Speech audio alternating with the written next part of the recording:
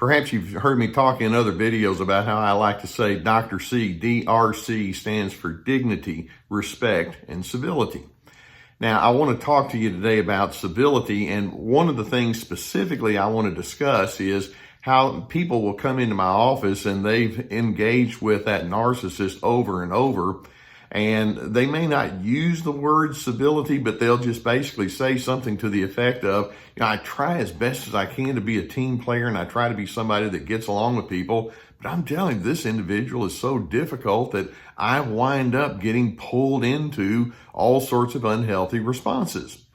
Has that ever happened to you? Do you have somebody inside, whether it's your home or your extended family, the people that you work with, and you have good intentions to be a right and proper person, but because of the way that narcissistic individual responds with all their high control and insensitivity and low empathy and manipulation, you find yourself becoming somebody that you really don't like. Now, specifically, when we talk about civility, we're talking about having a sense of respectfulness in the way that you engage with others in such a way that you can find common ground in the way that you do life. In other words, you want to be a team player. Well, let's keep in mind, narcissists are not team players. They don't think in terms of how you and I can do things well together. Instead, they're thinking, how can I get you to conform to what I want? And they'll use hook and crook to get whatever their desires are, and that's where they throw you off of your game. So I've identified 8 different ways that narcissists can cause you to respond in an uncivil kind of way. And these are very common, and as I go through these, you're probably going to be shaking your head thinking, oh yeah, that probably happened yesterday or earlier today. And then I want to see if we can figure out how we're going to maintain our sense of civility, knowing full well that we're not going to get coordination with that narcissist. Now, number one, a very easy way that a narcissist will pull you off of your goodness and civility. One is they'll speak very definitively or directly to you about what you can and cannot do. Now, that's a nice way for me to say they're bossy, or they're very critical.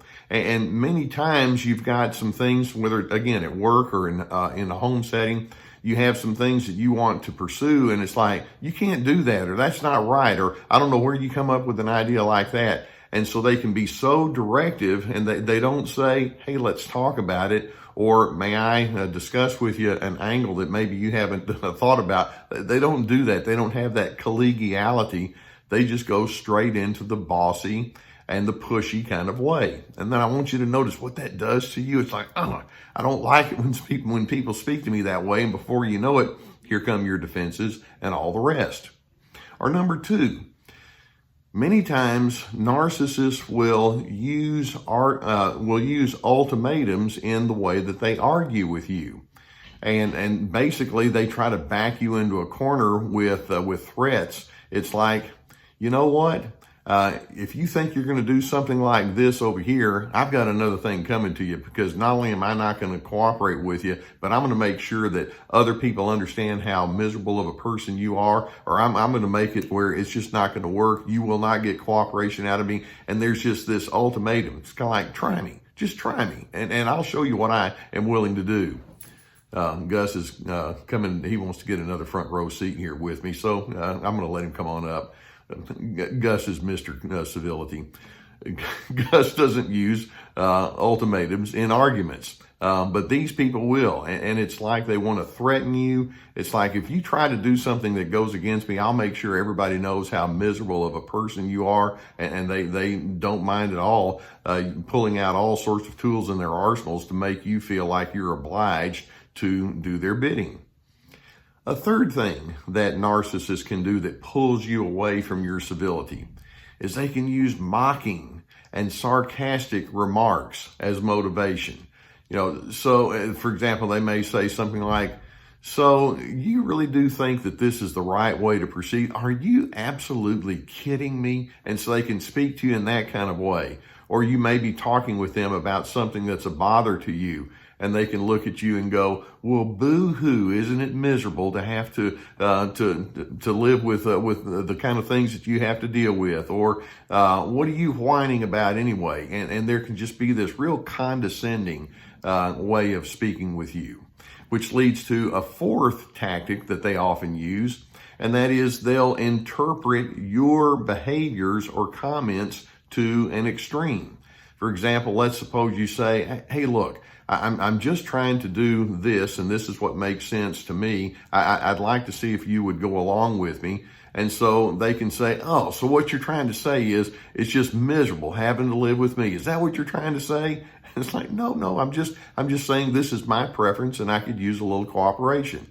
Oh, so you just think that that you're the only one whose opinion in here matters. That kind of thing. They'll take what you have to say and they'll run with it in this greatly exaggerated way. And of course, it goes back to that mocking kind of a thing. A fifth thing that narcissists can do is they can be very thin-skinned in receiving any kind of differentness.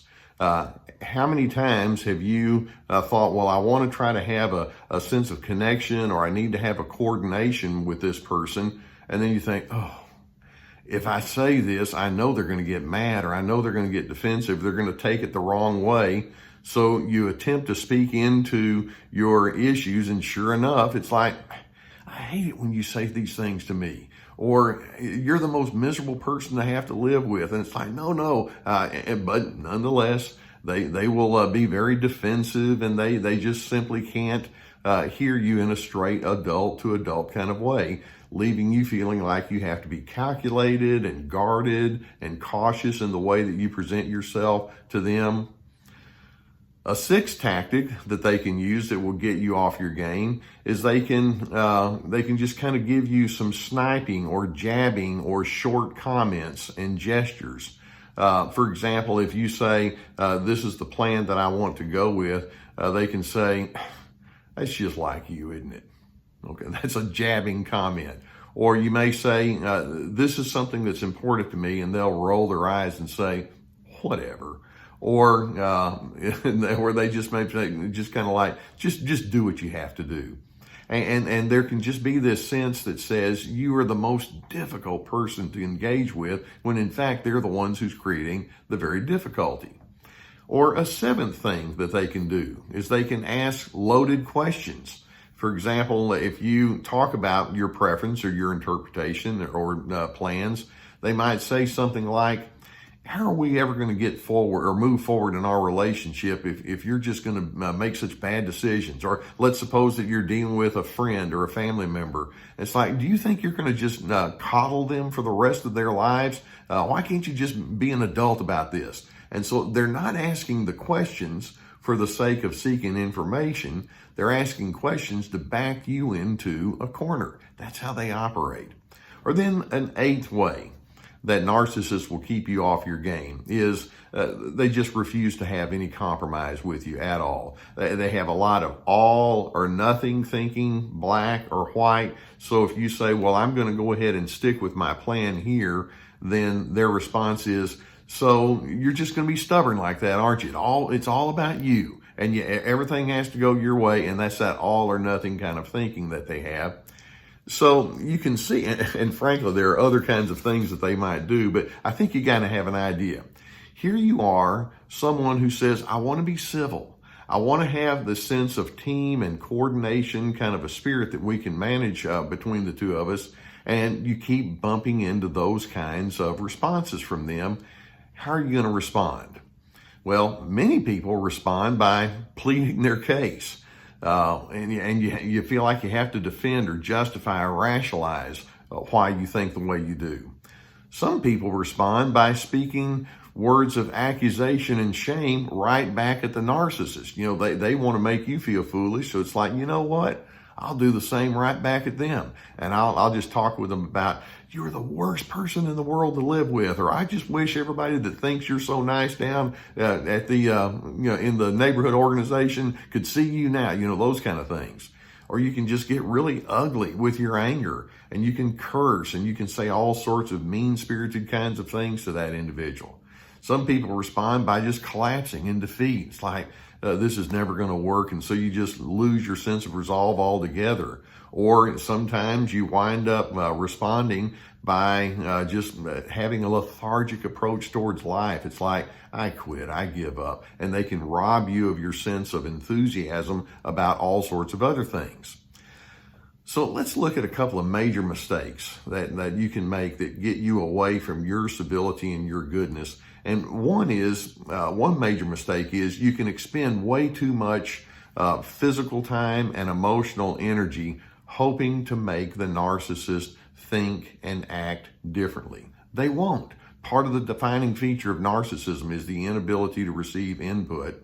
And then a second major mistake that you can make as you engage with that narcissism is you can take their contempt toward you and personalize it. You know, they want you to think lowly about yourself because that keeps them in the high position over you. And it's like, maybe there is something really wrong with me. And they're over there thinking, yeah, stay on that track because I think you're onto something there. So do you want to be a civil person? Are you the kind of person that wants to have that team play with other individuals? I really hope that that's something you can aspire to. But let's keep in mind that you're dealing with somebody who doesn't really think in those kind of terms. They don't really care about it. Now, they may say that they're the most civil person in the world, meaning as long as you do what I tell you to do, I'll be fine. Let's keep in mind this huge kind of conclusion.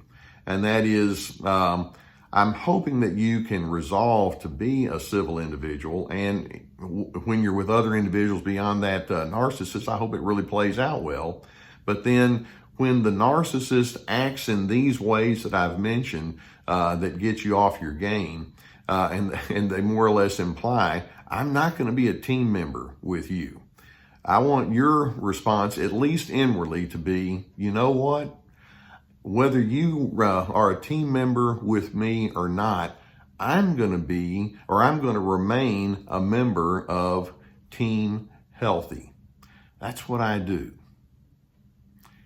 I hope that you find some benefit from videos such as this, and I really do want you to look at who you are in the way that you respond to that individual, and that's a part of your growth. We can talk all day long about what's wrong with them, but I'm wanting you to take the information and turn it into your introspection, and that's what I'm attempting to do here with you today.